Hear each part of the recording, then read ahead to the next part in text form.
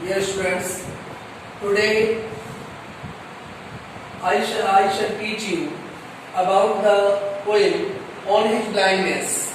It is an Italian sonnet. It is composed by John Milton. हमें John Milton जो poet हैं उनके बारे में थोड़ा जानने की कोशिश करनी है.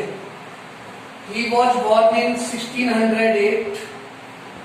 जॉन मिल्टन जो हैं वो 1608 में लंदन में इनका जन्म हुआ एंड ही डाइड इन 1674 और 1674 में इनकी डेथ हुई. देखिए जैसा ये टाइटल है हमारा ऑन हिज ब्लाइंडनेस, टाइटल से ही हमें पता लग रहा है ऑन हिज ब्लाइंडनेस, अपने अंधेपन पर. हमें जानना बहुत जरूरी है कि जॉन मिल्टन जो पोइट हैं ये 44 ईयर की एज में, जिस समय इनकी एज 44 ईयर रही 1652 में ये फुली ब्लाइंड हो गए, पूरी तरह ब्लाइंड हो जाते हैं, अंधे हो जाते हैं और अपनी ब्लाइंडनेस पर सॉरो फील करते हैं, परेशान होते हैं. रिपेंटेंस इनके मन में क्रिएट होता है. उसके बाद इन्होंने ये पोएम लिखी ऑन हिज ब्लाइंडनेस, जो कि एक इटालियन सोनेट है. नीचे लिख रहा हूं इटालियन सोनेट. ये पोएम जो है इटालियन सोनेट है, जैसा कि हम पहले पढ़ चुके हैं. सोनेट है 14 लाइन्स, 14 लाइन होती है सोनेट में. इस पोएम में भी हम देखेंगे कि 14 लाइन है. फर्स्ट 8 लाइन ऑक्टेव होती है और नेक्स्ट 6 लाइन सेस्टेट कहलाती है. तो इस पोएम में पोइट के सॉरो और रिपेंटेंस को हम स्टडी करेंगे. साथ ही जैसा कि पोएम में बताया है पोइट ने, now we shall go towards the text book. अब हम टेक्स्ट बुक में देखेंगे और आपको लाइन टू लाइन एक्सप्लेन करेंगे. देखिएगा अपनी टेक्स्ट बुक. अपना टाइटल है जिसको हम पढ़ने जा रहे हैं बच्चों, on his blindness. John Milton का सोनेट है और किस तरीके से उसने अपने ब्लाइंडनेस पर, अंधेपन पर, जब वो 1652 में फुली ब्लाइंड हो जाता है तो किस तरीके से वो सॉरो फील करता है, वो यहाँ दिखाया है कि उसके अंदर टैलेंट है और टैलेंट होते हुए भी वह अपने टैलेंट को गॉड की सर्विस में नहीं लगा सकता. जैसा कि फर्स्ट 4 लाइन क्वेट्रेन है. ये 4 लाइन को हम क्वेट्रेन स्टेंजा कहते हैं. When I consider how my light is spent, जब पोइट को पता लगता है कि मेरी लाइट, आंखों की रोशनी जा चुकी है, तो वो सॉरो फील करता है और कहता है कि किस तरीके से मेरी आंखों की रोशनी मुझसे दूर जा चुकी है. यानी कि इस चीज को ऐसे कह दीजिए कि पोइट जो है वो अंधा हो गया है, ब्लाइंड हो गया है, अब उसकी देखने की क्षमता नहीं रही है. Here half my days in this dark world and wide. बहुत दुख होता है पोइट को ये जानकर हाफ माई डेज कि ईयर कहते हैं बिफोर, पहले. हाफ माई डेज आधे दिन. आधे दिन यहाँ सिग्निफाई कर रहा है जीवन के लिए. Milton became blind when he was only 44 years of age. Milton apparently hoped to live very long.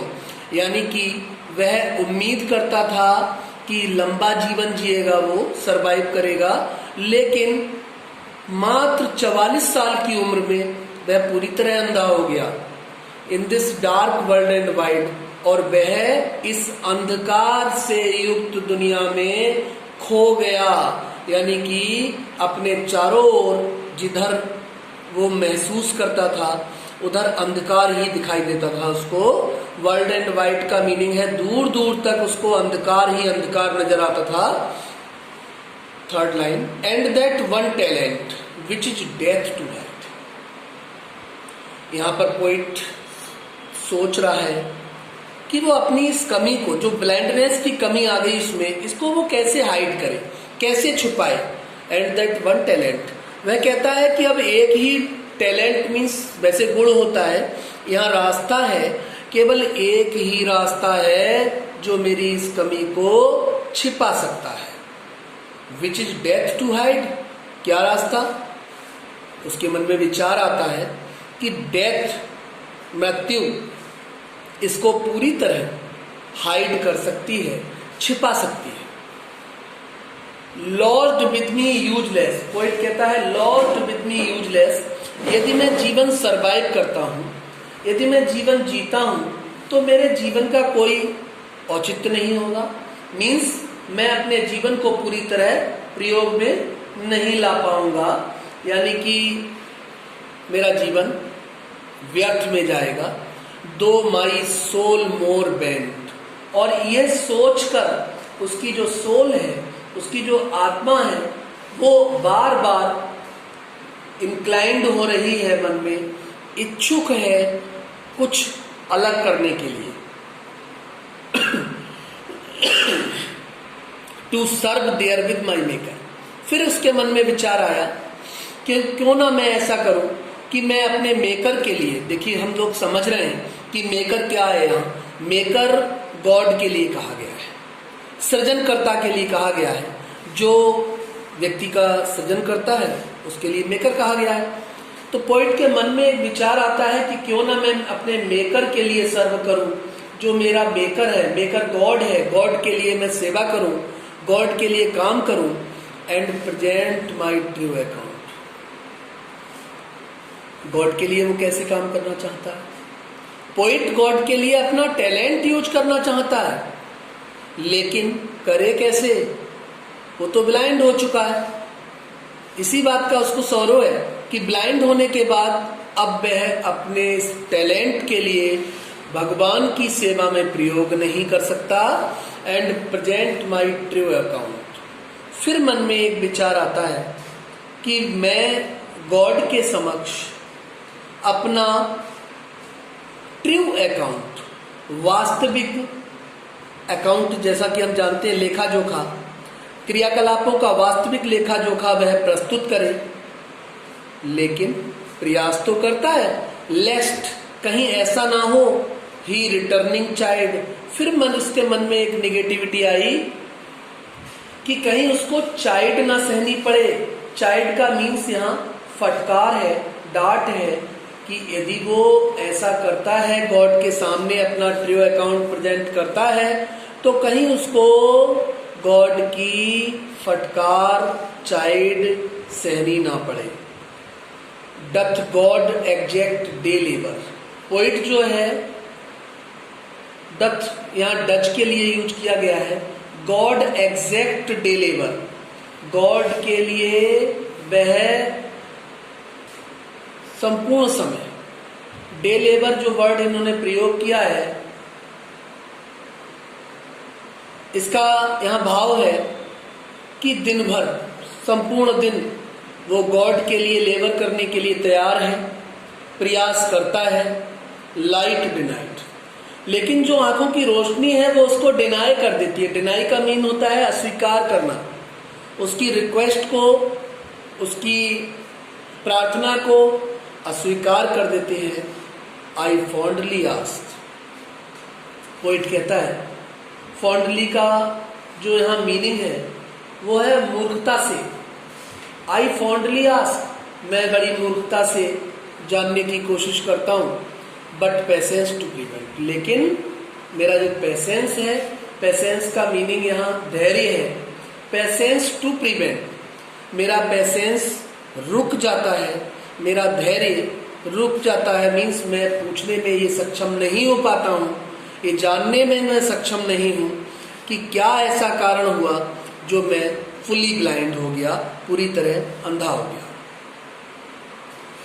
Next, अब जो हम स्टेंजा देखेंगे, ये इसमें 6 लाइन है, और 6 लाइन का स्टेंजा जो है वो एज ए सेस्टेट, इसको हम सेस्टेट कहते हैं।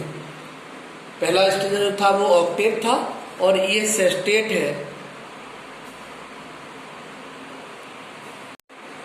इस सेस्टेट में हम देखेंगे first line, that murmur soon replies.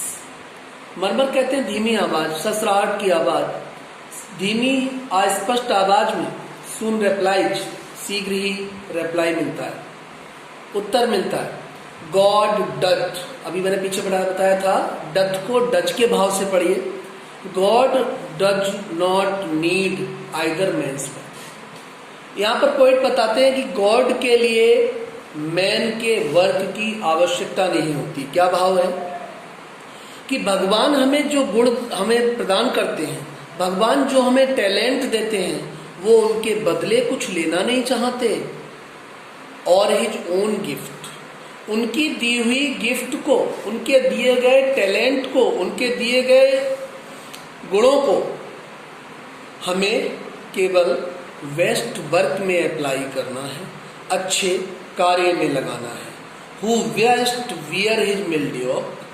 और पोइट कहते हैं कि जो, क्योंकि एक तरफ तो गुण प्रदान करते हैं भगवान, सुख आराम प्रदान करते हैं, और दूसरी तरफ कुछ सौरव भी होता है, दुख भी होता है। तो पोइट कहता है कि जो दुख गॉड के द्वारा दिए जाते हैं, हु वेस्ट वियर हिज मिल्डियोक, जो व्यक्ति उन दुखों को सहजता से, सिंपलिसिटी के साथ, इजी वे में, साइलेंट मूड में सहन करते हैं, दे सर्व हिम बेस्ट। वे लोग भी गॉड के लिए, भगवान के लिए प्रिय होते हैं। हिज स्टेट इज किंगली, यहाँ स्टेट का मतलब स्थिति है, पोजीशन है। हिज स्टेट इज किंगली, इसमें पोइट कहता है देखो गॉड की जो स्टेट है, गॉड की जो स्थिति है, भगवान की जो स्थिति है, वो बिल्कुल किंगली है, यानी कि राजसी है, राजा महाराजाओं की तरह है। Thousand at his bidding speed. Poet कहते हैं कि गॉड, जैसा कि अभी बताया था कि भगवान रिटर्न में वापस कुछ नहीं चाहते अपने भक्तों से, शिष्यों से। Thousand at his bidding speed, इस बात पर हजारों तर्क दिए जाते हैं। And post over land and ocean without rest. एक बार फिर पोइट कहता है कि गॉड, भगवान किसी भी भक्त की सेवा की आशा नहीं करते, किसी से ये उम्मीद नहीं करते कि कोई मुझे वर्शिप करे, कोई मुझे सर्व करे, क्योंकि कहा गया है कि उनकी सर्व के लिए, उनके सेवा भाव के लिए, चाहे लैंड हो, भूमि हो या ओशियन हो, हर जगह बिना किसी इच्छा के बहुत सारे एंजल तैयार हैं, बहुत सारे देवदूत तैयार हैं, जो गॉड की सर्विस के लिए अपना समय लगा रहे हैं। They also serve to only stand and wait. यहाँ पर ये कहा गया है कि वे उनको सर्व करते हैं जिनके अंदर स्टैंड एंड वेट, प्रतीक्षा भाव पाया जाता है, जिनके अंदर वेटिंग पावर होती है। गॉड उसके लिए सर्व करते हैं। सर्व का मीन्स है यहाँ ब्लेस से, उन लोगों को गॉड का ब्लेस प्राप्त होता है जो वेटिंग पावर अपने हार्ट में, फीलिंग्स में कंटेन करते हैं, समाहित करते हैं। एक बार फिर एज ए समरी देखिए कि पोइट जब 44 ईयर की एज में 1652 में फुली ब्लाइंड हो जाता है, पोइट परेशान होता है, तब पोइट ने इस इटालियन सोनेट के लिए कंपोज किया है और अपना सौरो, जो सौरो उसके मन में छिपा हुआ था, उसको इस पोएम के माध्यम से पोइट ने प्रस्तुत किया है। और वह गॉड के लिए सेवा करने की अपनी जो इंटरनल डिजायर है, उसने ये दर्शाया है कि मैं due to blindness I can not serve to the almighty God. मैं अपने ब्लाइंडनेस के कारण ऑलमाइटी गॉड को सर्व नहीं कर सकता। इसलिए पोइट यहाँ सौरो फील करता है, परेशान होता है, और अंत में उसको समझ में आ जाता है कि the deed that is done by God is permanent, it has no weakness, it has not a single fault, it is better for every human we. That's all. Next आपको नोट्स इसके प्रोवाइड किए जाएंगे, आप fair copy पर note